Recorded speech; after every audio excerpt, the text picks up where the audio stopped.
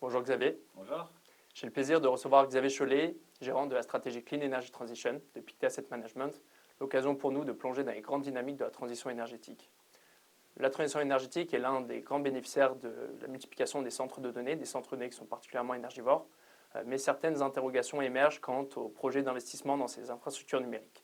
Remettent-elles en cause, selon toi, Xavier, la thèse d'investissement en transition énergétique et les besoins d'investissement? C'est vrai qu'il y a beaucoup de questions qui se posent quant à l'ampleur des dépenses d'investissement des grands acteurs, si ce n'est que les quatre plus grands acteurs, les hyperscalers, comme on les appelle aux États-Unis, Google, Microsoft, Meta, Amazon. On attend 700 milliards de dollars quasiment cette année, rien que cette année, en dépenses d'investissement. Et ça paraît énorme avec une croissance gigantesque et on se pose la question de savoir, un jour forcément tout ça va ralentir. Je crois qu'il faut bien avoir en tête qu'on attend non seulement une productivité importante grâce à l'intelligence artificielle, mais il y a aussi un aspect qu'il ne faut pas perdre de vue pour les années à venir en tous les cas, c'est cette course stratégique vers l'intelligence artificielle qui sera de pair ou supérieure au cerveau humain. On appelle ça AGI en anglais pour Artificial General Intelligence.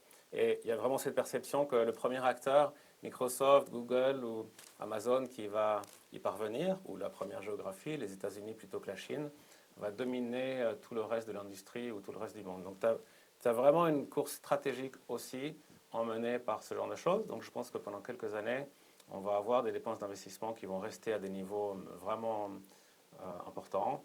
Et indéniablement, un jour ou l'autre, on aura un ralentissement de cette croissance. Ce sera à nous à l'industrie d'être vigilants en termes d'investissement à cet égard.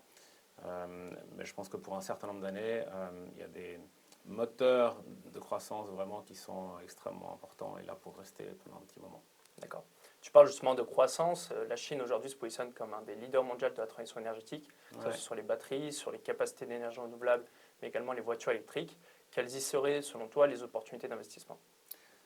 Je pense que les différents gérants peuvent avoir des points de vue assez différenciés sur cette question-là. Il y a beaucoup de croissance en Chine et il y a un effet d'optique qui est extrêmement attrayant parce que, comme tu l'as dit, tu as des grands gagnants dans le monde des voitures électriques, des sociétés comme BYD, dans le domaine des batteries, avec encore une fois beaucoup de croissance.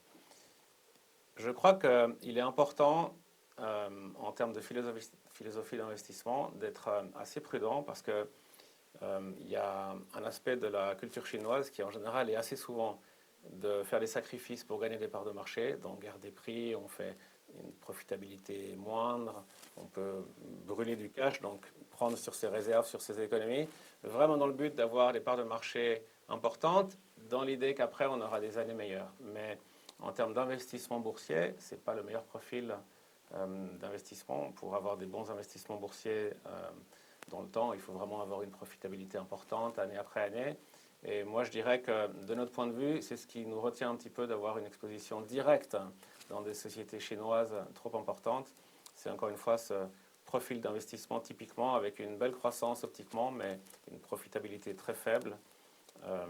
Et au bout du compte, des investissements qu'on peut avoir mieux ailleurs, disons, sur d'autres géographies comme Europe ou États-Unis. Sur cette chaîne de valeur, nous parlons de plus en plus du stockage de l'énergie. Les parcs de stockage d'électricité se multiplient dans le monde.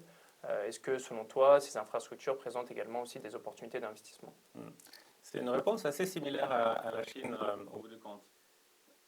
Pour nous, une exposition directe à ça, typiquement un fabricant de batteries, a un attrait optique parce que tu as une énorme croissance et c'est quelque chose qui va vraiment continuer dans les années à venir, mais une profitabilité en général qui est un peu compliquée, avec une pression sur les marges, une guerre des prix au niveau du prix des batteries. Donc ce n'est pas les meilleurs investissements. Par contre, il y a des investissements qui sont, à nos yeux, vraiment intéressants de manière indirecte, si je puis dire. Par exemple, les opérateurs, les sociétés qui vont faire construire et opérer ensuite tous ces parcs de stockage de l'énergie par batterie. Souvent, c'est les mêmes sociétés qui vont produire l'électricité, qui vont installer des nouveaux parcs solaires, des nouveaux parcs éoliens avec des batteries mêlées à ça, donc plutôt du côté des opérateurs, ou des sociétés avec des produits qui ont des barrières à l'entrée un peu plus élevées, par exemple tous les transformateurs des sociétés industrielles ou des composants comme les semi-conducteurs qui vont de pair, qui doivent être tout autour de ces batteries pour gérer la température température ou tout un tas de choses. Et où là, encore une fois, les barrières à l'entrée sont plus élevées. On bénéficie de la croissance de tout le stockage de l'énergie, mais avec un profil de rentabilité et donc d'investissement plus attrayant. D'accord. Tu mentionnais générateur, donc ça me fait penser à l'alimentation, donc cette partie de réseau. Est-ce que, selon toi, tu penses que la modernisation de ces réseaux électriques est indispensable dans l'évolution du mix énergétique? C'est indispensable, oui. En fait, il y a l'aspect croissance et l'aspect modernisation. On a un phénomène qui est vraiment un phénomène primordial aujourd'hui, qui est le fait qu'on a un quadruplement du rythme de croissance annuel de notre consommation d'électricité, vraiment emmené en tout premier lieu par la construction des énormes centres de données ciblés sur l'IA. Et en fait, donc ça veut dire qu'on a besoin de plus d'énergie, mais pour chaque euro investi dans un nouveau parc solaire ou éolien, il faut en tout cas un autre euro investi dans toute l'infrastructure électrique, toutes les lignes haute tension, moyenne tension. Et donc, il y a un aspect de point d'inflexion d'une part de la croissance de ces sociétés qui est vraiment là. Et alors en plus de ça, l'aspect modernisation ou intelligence qui doit être dans le réseau aujourd'hui, les smart grids comme on les appelle en anglais, c'est vraiment par le fait que aujourd'hui la grande majorité, 90% à peu près de toutes les nouvelles capacités de production d'électricité qui sont ajoutées chez nous en Europe, aux États-Unis, dans le monde d'une manière générale, c'est du solaire et de l'éolien. Ça veut dire que c'est très décentralisé, c'est plein de petits sites de production à droite à gauche. En plus de ça, on a le stockage de l'énergie que tu mentionnais tout à l'heure, où par moment on charge la batterie, par moment on décharge la batterie. On a plein de voitures électriques qui arrivent de manière graduelle, qu'il faut pouvoir charger avec des pics de demande selon les périodes de vacances scolaires, de montée au ski ou peu importe. On va pouvoir aussi décharger les voitures électriques à l'avenir pour utiliser leur énergie. Tout ça veut dire que tu as un flux bidirectionnel qui n'était pas le cas auparavant. Auparavant, tu avais une grande centrale nucléaire qui distribuait l'électricité, mais tu n'avais pas de flux bidirectionnel. Et donc, il faut une intelligence au réseau électrique qui clairement était beaucoup moins nécessaire il y a 10 ou 20 années. D'accord. Tu mentionnais les énergies renouvelables. Une question, quel regard portes-tu sur la fusion nucléaire qui est souvent citée comme l'énergie du futur? Ouais, c'est un sujet qui est vraiment fascinant et sur lequel on fait beaucoup de recherches. En fait, la fusion nucléaire, c'est exactement ce qui se passe dans nos étoiles et dans le Soleil. C'est le mécanisme qui alimente le Soleil, par exemple. En fait, il y a une pression considérable dans le Soleil. Il faut avoir en tête que la pression dans le Soleil est 250 milliards de fois supérieure à la pression atmosphérique qu'on a sur Terre, avec des températures, on l'imagine, qui sont aussi extrêmement élevées. Et donc, c'est vraiment les choses qui font qu'on peut avoir la fusion. La fusion, c'est deux molécules typiquement d'hydrogène, donc des molécules atomiques légères, qui vont fusionner pour faire une molécule plus lourde comme l'hélium. Et pour ça, il faut avoir beaucoup de pression, beaucoup de température. Donc dans le Soleil, 15 millions de degrés, et puis cette pression atmosphérique énorme que je mentionnais tout à l'heure. Ce qui est vraiment attrayant, tu parlais de l'énergie du futur potentiellement, c'est que c'est une énergie qui est quasiment propre. Ce serait une ressource très abondante, puisqu'on pourrait prendre l'hydrogène, c'est-à-dire c'est contenu dans l'eau, l'hydrogène, donc une ressource vraiment abondante, et produire une électricité donc, qui serait non seulement propre, mais en plus avec très peu de déchets radioactifs, une durée de vie très courte des déchets radioactifs, contrairement à ce qu'on a aujourd'hui, c'est la fission. C'est un terme qui est presque similaire, mais qui est un processus très différent. On a des déchets radioactifs pendant plus de 100 ans. Donc, en soi, ça pourrait être très attrayant. Le problème, c'est qu'on a une pression, on le mentionnait tout à l'heure, qui est 250 milliards de fois plus faible sur Terre que dans le Soleil. Donc, on doit compenser avec la température. Il nous faut 100-150 millions de degrés de température sur Terre pour arriver à la fusion. Il n'y a aucun matériau qui résiste à ça, donc les matériaux fondent. Tous les matériaux connus à ce jour fondent. Donc on a deux barrières. Une barrière technologique qu'on a vraiment du mal sur Terre à surmonter pour arriver à produire de l'énergie avec la fusion. Pour l'instant, les quelques essais laboratoires qui ont été un succès ont consommé plus d'énergie qu'ils n'en ont généré. Et puis après, il y a l'aspect coût.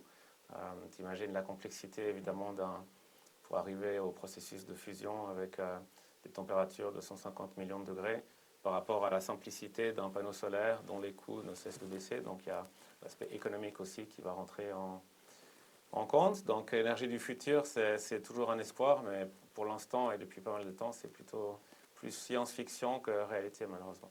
L'intelligence artificielle, donc au cœur des discussions, est-ce que selon toi, l'intelligence artificielle permettrait d'accélérer cette transition énergétique, que ce soit à la fois sur les besoins d'investissement, mais également sur les solutions que ça pourrait apporter. Ouais, c'est un accélérateur, je dirais, dans la mesure où, encore une fois, ça donne lieu à ce quadruplement du rythme annuel de croissance en notre consommation d'électricité.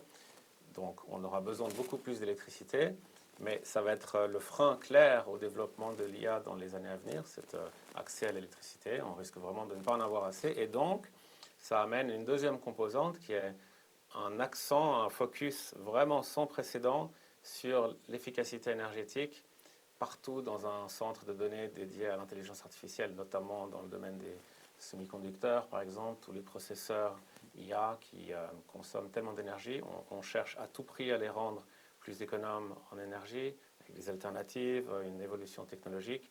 Dans le domaine du refroidissement liquide ou à base d'air de ces semi-conducteurs ou de ces centres de données, on cherche vraiment toutes les formes d'évolution technologique possibles pour avoir une efficacité énergétique maximale à cet égard. Et en conséquence, ça accélère la transition parce que, encore une fois, non seulement ça pousse les énergies propres, les énergies renouvelables, l'infrastructure en termes de lignes électriques, puisqu'on aura besoin de plus d'énergie, mais en plus, ça pousse vraiment la transition énergétique au sens large, puisqu'on aura vraiment besoin, dans le domaine des bâtiments, c'est-à-dire le refroidissement, dans le domaine technologique, type semi-conducteur, d'une évolution technologique maximale de manière à pouvoir faire le plus possible avec l'énergie qui est à notre disposition.